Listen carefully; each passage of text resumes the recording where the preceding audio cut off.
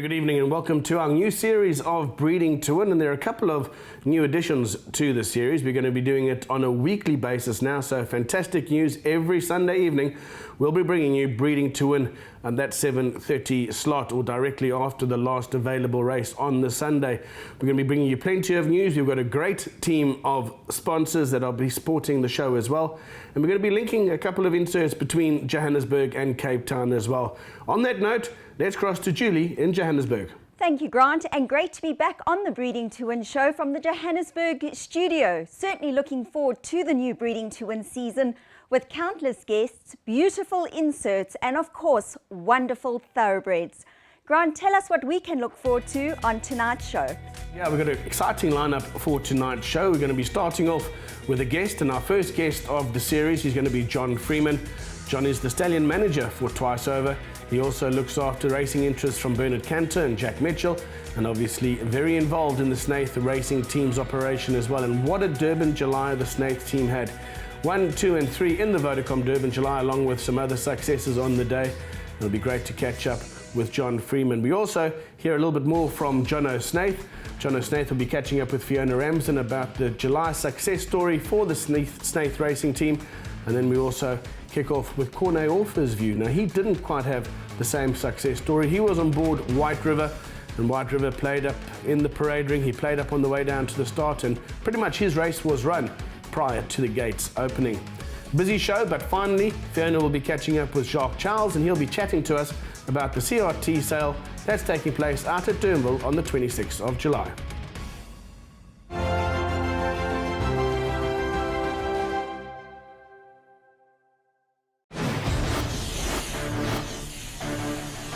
Minding hits the front in the Oaks.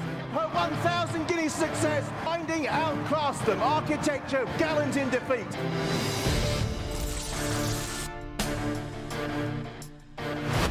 He's coming with a challenge and moves through into second. And it's Tarzan who has won the Investec Derby.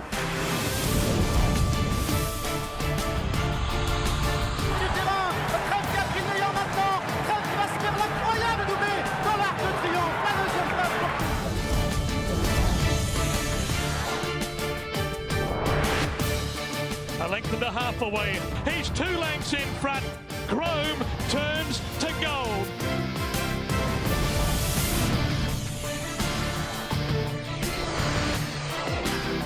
Smart Call wins the Jambi Mip.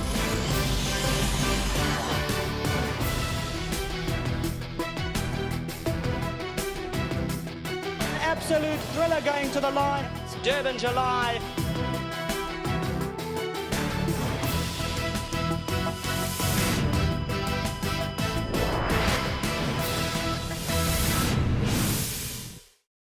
John Freeman, without a doubt, is one of the best stallion managers around. The Breeding to Win team chats to John about this year's Vodacom Durban July winner, Do It Again, Annie Stallion, Twice Over. Well, the Vodacom Durban July, obviously one of the centerpieces of the South African racing calendar, and what a race it turned out to be as well. A slowish pace, but take nothing away from a fantastic Snaith performance. And it's my privilege today, on our first show, to be chatting to John Freeman. He looks after the stallion Twice Over. He was responsible for the purchase of Do It Again, and great to catch up with him here on Breeding to Win in the new series. John, fantastic that you're joining us on the show, and what an exciting Vodacom Durban July it was for you. Yeah, it was indeed. Sort of a dream come true if you think about it. The people involved, wonderful achievement for the Snaith as they're getting their second Trainers' Championship. But more importantly for Twice Over, Clover Flay's fantastic young sire whose first crop is just setting the tracks alight. Well, let's go back all the way now, because obviously you were instrumental with Bernard in getting Twice Over, and at the time he was probably the best performed racehorse internationally to arrive on these shores without having tried a season at stud anywhere else. No, that's exactly true, Grant. I don't think there's anything that's won, no stallion that I can think of in my memory, and 43 years later, has come to this country with 4 Group 1 international races for a first season. Others have come here with some nice performances, but first time around, and it was very lucky that we got him, because after Sir Henry Cecil died, Khalid Abdullah had the surfeit of champions. I mean, you think about Frankel. How would he have possibly stood two new stallions and Frankel, three at the same time in one stud? It's just not possible. It's very few studs can cope with that. And he's very selective in his mare management, so he wasn't going to go and get a whole bunch of extra mares. And I think the excitement of having Minding as the champion filly and Frankel as the all-time greatest racehorse took the focus off this horse, which was very lucky for us, because Prince Khalid Abdullah admired Bernard's sponsorship, Investec sponsorship of the Derby, and we'd been sending Bernard's mares to Oasis Dream and Dan Silly at Juddmonte anyway, and he made a comment to Bernard about the fact, if there's ever anything that you need from my farm, let me know. And I said, yeah, we want this horse. And somehow Bernard and Anthony Stroud made it happen. So I flew over to go and have a look at the horse with Bernard, and we fell in love with him. And well, the price was settled in typical Prince Khalid fashion, I guess. The horse came out here, we syndicated him, and now he is the first sire since the 60s. You have to go back to Colorado King and horses like champions like him to get another sire who's had a 3-year-old Durban July winner from his first crop. Phenomenal achievement. John, one of the exciting parts as well, I think you assembled a really top syndicate for this horse as well. You've got nearly all the players involved. Yeah, it's a good team. There's a tendency amongst the top breeders in South Africa to get involved in the better horses, and they sort of spread themselves through these horses. And thank goodness, because without them, you would never be able to afford a horse like this. Yeah. Now, you were very instrumental in choosing 2 of his Group 1 winners, both Sand and Sea and Now Do It Again. Tell me, firstly, Sand and Sea, he came out relatively as a 2-year-old and shocked us, because we weren't really expecting that from Twice Over. Yeah, Twice Over himself was undefeated as a 2-year-old, but just remember his races were around the turn. Yeah. Or the first 1400-metre races. And a mile, actually. The thing about the early Twice Overs that started winning up the straight, we were gobsmacked because we weren't expecting them. You get a horse who won 4 Group 1 races over 2,000 metres with his sort of pedigree, with world champion miler father and a classic winning female line, and a horse himself who went 2,000 metres. You weren't expecting that. So we were doubly delighted that they started to win up the straight and got very excited. And then a little concerned, saying, well, they shouldn't be going up the straight. So Sand and Sea comes along and blows us away the way he did. I mean, winning that gold medallion the way he did was just from near last to come and bowl them over. I always thought, when I did a pedigree analysis for Jack, that the horse would want to go further. There was a disagreement amongst others and the partners at the time that said, no, listen, let's keep him up the straight. I think Dennis has now had to do a wind-up on the horse. I think maybe it was a little bit too much too soon for that horse. He's a beautiful, big, strong horse. But I think now you're going to see more like Double Mint, who just won the Highlands Winter Derby last Saturday, and a very easy, ran wide. Yeah. I wanted to share something with you about the Durban July. Anton Marcus, who rode a brilliant race, and give credit to him as while we're busy, is that he said to me, he called me on Monday, very professional, I must tell you. This guy, I've never spoken to a jockey for that long in my entire life, but what he said was so intelligent and so on the button. He said, John, if this horse was drawn 1 to 6, not 14 where he actually ran from, he said he would have won the race by 3 or 4 lengths. I think we might have a very nice horse in our hands. Yeah, I think he's going to go through. Let's talk about him when you spotted him in the sales ring early on. What made you like him? What was his attributes that caught your eye? Well, no, I'm going to give all my secrets away. but basically, I think there's a type of Twice Over that I prefer. Right. And we bought a beautiful grey colt from Highlands at the Cape CTS sale this year, Premier sale. Similar make of horse. Okay. Much like the father. Very athletic, big, strong horse. And I think that's the key. Yeah, absolutely. You actually also won one of the early juvenile races with the daughter of Twice Over, Lacerta, came out in the 800 metres. The very first one, out of a Captain mare. And interestingly, Bernard Cantor, bless him, his loyalty and faith in this horse led him to have the first 7 winners. So it was very appropriate that he has both Group 1 winners as well. Yeah. there was no question about the fact that Bernard was going to be involved in buying. Funny enough, Bernard wanted to keep a few shares while we were syndicating, and the syndication happened so quickly that he actually found himself without a share, and we closed the syndicate off with 5 more shares than we actually designed on selling in the first place. And so the syndicate voted to give Bernard a life service right to thank him for doing what he did to get us the horse. And then when we went to the sales, every time there was a Twice Over on the sale that I liked, I phoned him up, Bernard, he said, okay, we're in. John, let's just go back. Obviously, now we've got Do It Again. He came and started showing that he was well above average here in the Cape season. He ran a couple of cracking races. Justin was always pretty bullish, saying, he was. This is my Durban horse. Yeah, he was. When he ran second in the Derby, once again, loafing around the back. He wasn't a laid-back horse, He had a twisted testicle when we bought him, which I knew in the vet certificate, but we took the calculated risk of saying, well, we'll see if it bothers him. So sometimes it does, and sometimes it doesn't. In his case, he started to get a little bit uppity about it, and not a little bit uppity. In fact, it needed to come out. Yeah. So we gelded the horse, and I think that that's going to be his long-term plan, because he's a gelding, like Pocket Power. Yeah. They tend to train on instead of hemo concentrating. He went to KZN and he was absolutely facile in his victory in the Guineas. Yeah. And then a little bit disappointing, one would say, probably. Well, as Justin said, second run after a rest, maybe that was the... And I think that's where he lost a bit of his flavour in terms of the July betting. Yes. But then all of a sudden, closer to the race, he started shorting and well, the rest is history. The nature of the race. I think Justin done a great job with him, and I cannot wait to see him run in the Cape Town season. But let's not take any attention away. Justin, credit to him, and fantastic for the owners, who are really seriously important people in racing. Thank goodness for people like them. To have Twice Over get 2 Group 1 winners and a classic winner from his first crop. There's only 2 sires that I've found in 30 years that have had 2 3-year-old Group 1 winners from their first crop, and he's the 3rd. And especially that come out and do the July in his first crop. Yeah, and you've got to go back to Dancing Champ to find the other one. Yeah. So he's got a great track record early on in his career already.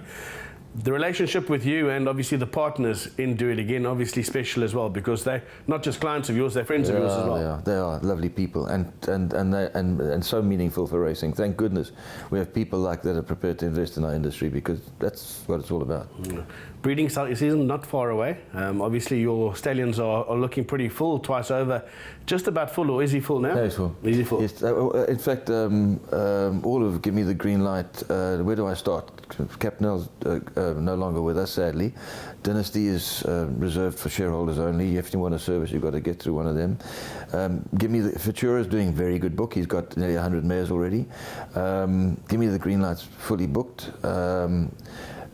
Karari's fully booked. What a Winter's fully booked. Twice Over's fully booked. Who have I left out? You've got an easy breeding season this year.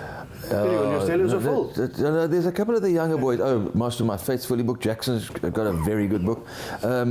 There's a couple of the younger boys. Pathfork can take a few mares, and he's just had a Group 1 winner recently. A horse like Wiley Hall, who's got his first 2-year-olds to run soon. I must tell you, I've bought 5 of them, and I love them. I bought a very nice filly. Paid a lot of money for her, 650,000 rand at the National Yearling Sales. My clients like them, we respect them, so I'm hoping that he's going to be the next rising star as well. Just quickly touch on Double Mint before I end with you. Obviously you were instrumental in helping the Fosters with some of their matings as well. Yeah, I did. What mares do you look at to go to a horse like Twice Over? Very interesting you say that, because I did a mating for Charles Gregson, another of my English clients, not so long ago, before the Durban July actually. I said to him, Double Mint's pedigree, he's out of a mare that's Tail to the Cat mare, who's by Stormcat by Stormbird. And do you know that Observatory's second dam is a 3-part sister to Stormbird? Okay. So you're opposite sex crossing, a very important link. I like to do that sort of stuff in pedigrees. So I think that sort of pedigree will suit him. Physically, I think that we need to breed more of the type of Twice Over himself than trying to get little mares upgraded by a nice big tall leggy horse, because I don't think that that's his forte. But pedigree-wise, the well, I think the jury's out at the moment. He seems to throw to the mare because, although Sadler's Wells has also enjoyed some success with him, we sent him quite a few little Captain mares early, and I think a bigger type of Captain mare would be his better mark now. Fantastic stuff. I think there's plenty of excitement to come with him as a stallion, isn't there? Yes. That's a great game. I love it. Brilliant stuff. My reason to get up in the morning. Brilliant, John. Thanks very much for joining us. Thanks, It's been a Good luck with pleasure, the show. and Nice thank to be you. here. Nice to be having you on as our first guest. Thank you. And we'll Lovely be to back be shortly. here. We've got a couple more little interviews coming up. Fiona's going to be catching up with John O'Snaith just to go through the Snaith success out in KZN. We're also going to bring you a different story when Fiona caught up with Corne Orford just to find out how his July didn't quite go according to plan. And it's Do It Again by a length and a half. Do It Again shakes the ground beneath him. And Do It Again has done it.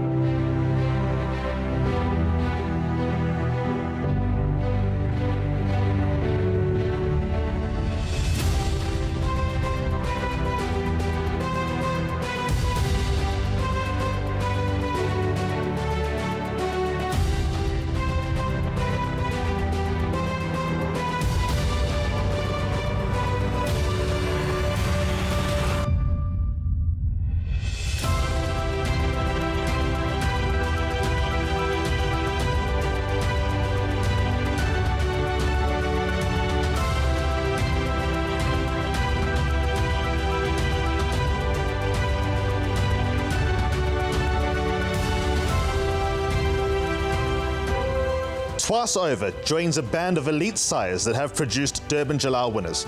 He is the first sire in over 30 years to get a 3-year-old winner of the Durban July from his first crop. You have to go all the way back to the 1960s to find the likes of Colorado King and Naval Escort that fit that role. With only 1.5 crops racing, he is already the sire of 34 winners of 48 races and over 8 million rand in stakes earned. Over the last 100, but Do It Again takes it up, and it's Do It Again to win it. He is the leading second crop sire by stakes earned and by average earnings per runner.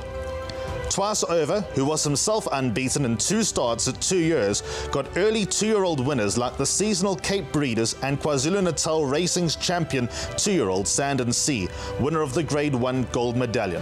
And Sand and Sea comes exploding into action. Sand and Sea to win, easing up and going away. With the help of his other classic hopefuls Double Mint and Rock My Soul, Twice Over's own ability is very much in evidence. Twice Over stands at Klavervlei Stud as the property of a syndicate and is managed by Freeman Stallions. Right, thanks very much to John Freeman. Great to get his insights as well. Next up, we'll be chatting to John O'Snaith. Fiona Ramsden took time to go and visit him to find out just a little bit more about the KZN experience for Snaith racing and that wonderful 1-2-3 in the Vodacom Durban July.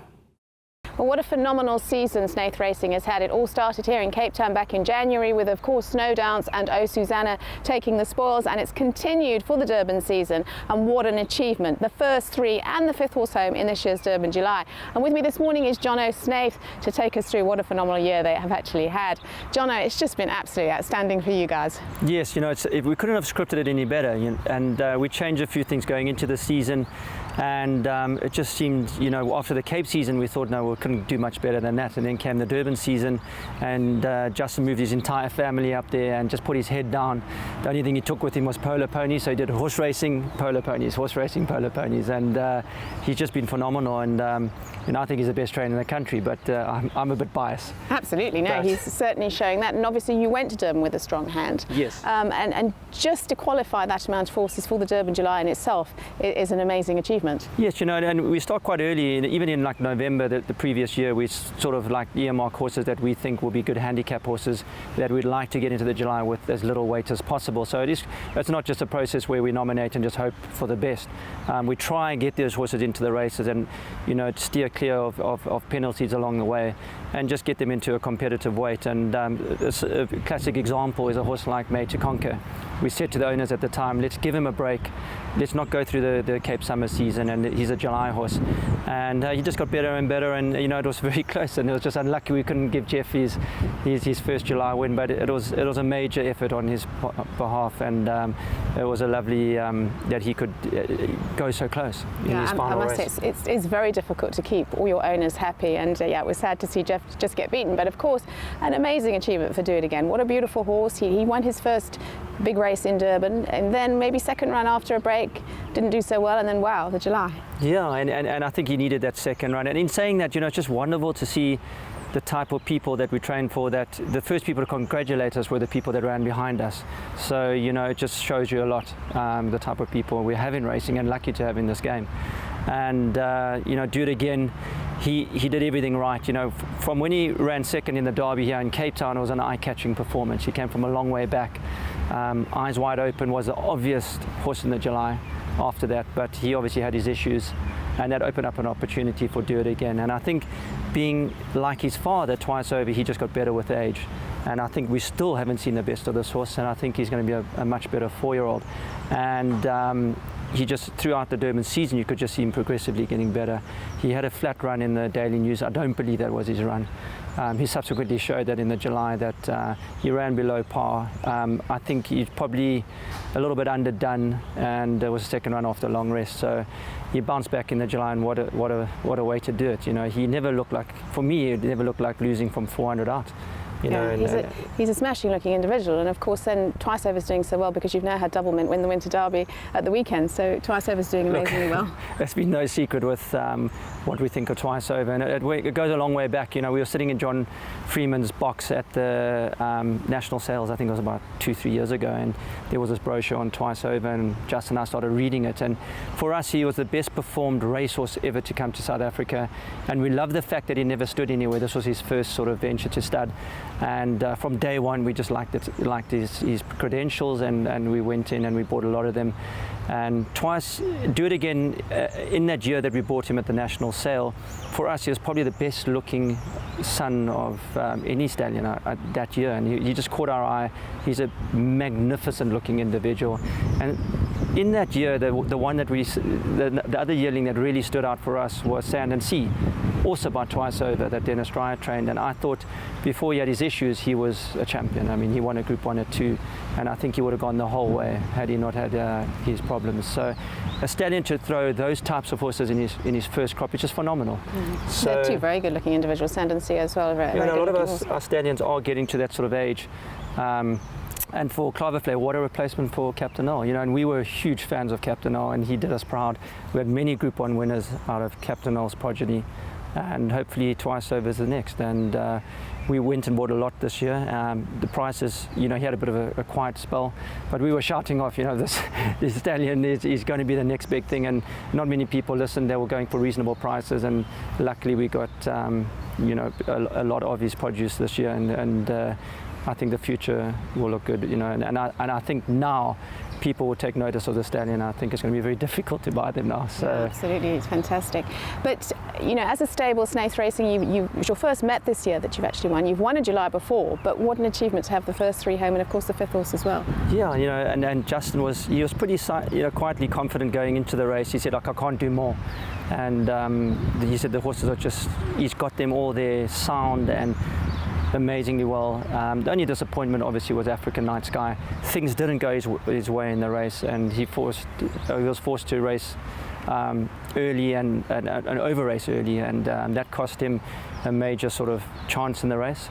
But if you take him out of it, I think the other horses ran superbly well, and Justin produced them on the day phenomenally well, and our team's proud of him. He's gone to Durban, and we often gripe that he plays too much polo, but when he produces results like this, we don't complain. He obviously works very hard as well. It was just a fantastic achievement for you all as a family, because you're all very heavily involved. Yeah, and I mean, I took, we all sat back, and when the groom strike took place, Justin rode every one of his July horses, which I think there was 15 horses on the day, and he started at 6 in the morning. He rode every single one. and I think he finished at about 1 in the afternoon. So he got every single horse out, rode every horse, and that's when he actually phoned us and said, this horse, this horse, this horse, and he was actually quite right. Having ridden them himself, he actually sent to us on that morning, he said, I just rode Do It Again, just tell Anton to get his head in the game. Yeah, you got a good feel for him. But going back to your owners, it would be lovely to please them all, but we can't do that all the time. But the owners of Do It Again are absolutely phenomenal. Bernard Cantor, the Mitchells, and of course Nick Johnson, who you've brought into racing, and he's doing so well. Yeah, you know, and Nick used to be a huge polo player as well, so he's got an affinity for horses, and he goes a long way back with Luke Bales, who was very highly successful in racing as well. And you know, the nicer partnership of people you couldn't put together, and what Bernard Cantor's done for horse racing alone over the last 6 months has been phenomenal. He stepped up to the plate, and I don't think people quite know exactly the extent of his involvement in racing. And Jack Mitchell, you know, he's been a massive supporter of South African racing over the years, and just you could see that through his success. And you know, and Nick Johnson, I mean, he's been phenomenal over the last year in terms of at the sales, and it's just nice to give something back to them because they've been so supportive to us, and it was an amazing experience for everyone, and being down there with those guys just made it was just such an amazing experience for not only Justin and myself, but our whole family were there, and it was nice to share it with them. And we went to the oyster box afterwards. We hired the Lighthouse bar, and there was about 100 of us in there. And it was just nice that everyone came from the partnership. We went back, we watched it on the big screen in the cinema, the replay, and then we all headed off to the bar for some champagne. It was just it was a dream result. Well, congratulations to you all as a family. I think you've done a fantastic job this year, and I'm sure you'll go on to do just as well next year. We wish you all the best for the end of the Durban season and look forward to the Cape season ahead. Thank you for chatting to us, Jonathan. Thanks, Fee. Thanks a lot.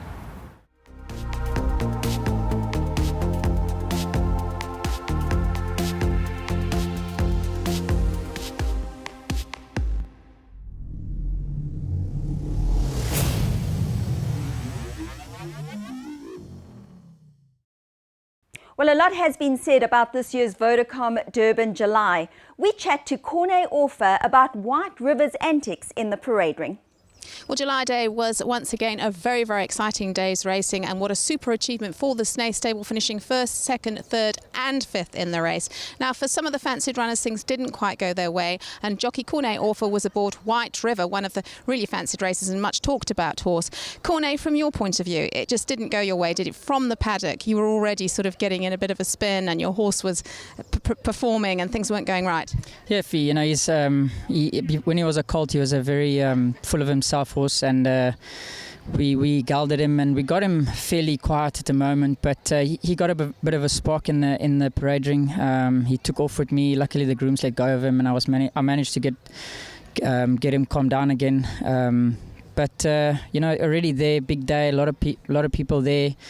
Him being a young horse, he was a bit wired before I got to the start, and then when we got to the start, yeah, it didn't go well from there. You know, there was quite a long, about a 15-minute or 20-minute delay, if I'm correct, and he was sweating up a lot. We tried to keep him as calm as we could. We watered him down, scraped the sweat off him a couple of times, but it wasn't easy for him as a young horse, and I still believe he's a very, very good horse. You know, things didn't go his way. Jumped out. There was no pace on it. Ended up finding myself in front.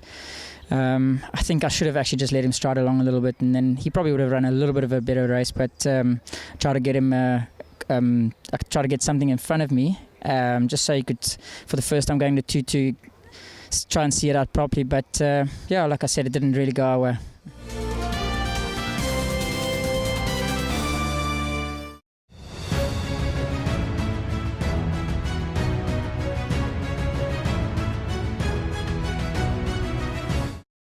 Well, the horses in training sale and mare sale, it's a bit of a mix sale really taking place out at Durbanville on the 26th of July. It's brought to you by Central Route Trading. Fiona Ramsden takes time to catch up with Jacques Charles. The Central Route Trading Horses in Training and Mix Sale is coming up at Durbanville Racecourse on Thursday the 26th of July at 1 p.m. And with me this morning from Central Route Trading is Jacques Charles. Morning, Jack. Lovely to have you on the show. Hi, Fiona. Thanks for having me. Now, looking at the catalogue, it's a really, really lovely catalogue. Lots of horses that are racing recently and doing particularly well, and then we've got lots of unraced horses with exciting pedigrees. Fee, it's a superb catalogue. I think it's one of the best that I've seen for this type of sale. There's a lot of different horses, crossed from weanling to broodmares, and covered by all the top sires. You know, we've got international sires and our top local sires. So it's really an exciting sale, something for everyone. I think price sort of, you're going to have entry level right up to your top lots. Now there's 67 lots catalogued so far, but I believe there's some additions to that as well. And looking at the catalogue, we've got horses like Dynasty's Blossom, who ran second in the Highlands Winter Oaks at the weekend, and Lady of the House, who's also by Dynasty. She ran really well at the weekend. So super horses to look forward to. Yeah, look, those are two horses' future broodmare potential. Dynasty's Blossom, she punched away above her merit rating, and I think she's definitely a future group contender. Lady of the House, Group 1 winner. She's still probably got a season left, running third in that Highlands Ladies Mile after a 7-month break. I mean, that's no mean feat, so she'll definitely be up there. And then, on the sort of maybe the more cheaper side, there's an unraced filly, Capital Hill. Her dam is half sister to Love Me True, which is the dam of Duke of Marmalade, which is a exciting sire in South Africa. So there's plenty to choose from a breeding perspective. Yeah, it certainly does look like a lovely catalogue. And going back to the first Central Route trading sale we had here at Kenilworth, there were some great purchases have come off of that sale and really gone on to be successful. Yeah, we've had some shrewd purchases. For one was Ashley Fortune. She got a few that's already doubled their cost in earnings. One to mention Mount Keith, 2-time winner on the trot up north. Jailhouse Rock, purchased by Jack Mitchell. 4 runs since the sale, never been unplaced, and also 2 winners. So amazing, And this is the type of sale where you can get that. You can buy a horse on come 26th of July and have a runner in August and earn from it. Absolutely, we know they're all fit and well and on the go, a lot of them. So it's really a great opportunity. And then you've got the extra incentive. The top buyer gets a meal for 4 at Spice on Main with a bottle of champagne thrown in. That's a wonderful incentive.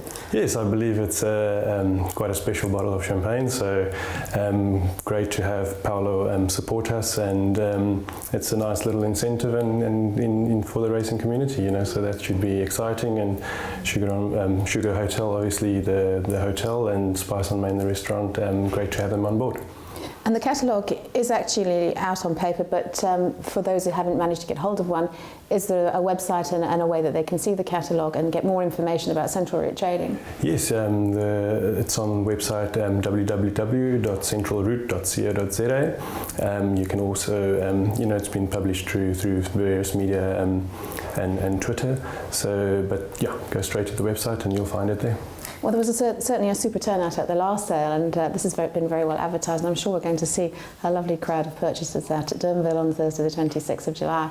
Yeah, we look forward to it. We're trying to create this feel of friends getting together and buying horses together, so it's definitely from recent times the first sale where you can really buy from weanling straight to broodmare, and there's some exciting opportunities. Well, we've spoken a lot about the older horses and the quality and the catalogue, but of course the weanlings ooze quality as well, and we've got the last of the Captain L crop. Yeah, look, there's a colt, lot 41 out of a Fastnet Rock mare. That should be exciting. And then lot 44, a filly by Captain L, also out of a Fastnet Rock mare. It's probably one of your last chances, besides yearling sales next year, to get your hands on a Captain L. Touching on the weanlings, well represented throughout. There's a Twice Over, he's hot property at the moment. Silvano Dynasty, Give Me the Green Light. So all the top sires are represented in the weanling draft. Really so much to offer, as we said, with the raced horses, and these weanlings do look pretty special and beautifully bred. No, we're very happy with the draft here, and I think it's going to be something exciting for the buyers. The horse deserves best, and lots of times people don't want to buy somebody else's horse, or they trainers don't want to let go of a horse, or owners don't want to let go of a horse. But if a horse has a better opportunity in a different centre, why not? You know, it makes a difference to all aspects of racing. You know, you've got a horse struggles in Cape Town, runs in Kimberley, wins 3. All of a sudden, Mare has 3-time winner. You know, irrespective of where it was. So it's a great opportunity. Yeah, it certainly is. Well, I look forward to seeing you there, Jacques, on Thursday the 26th. And once again, to viewers, you can have a look on the website and get all your extra information on Central Route Trading and take a good look at the catalogue well in advance.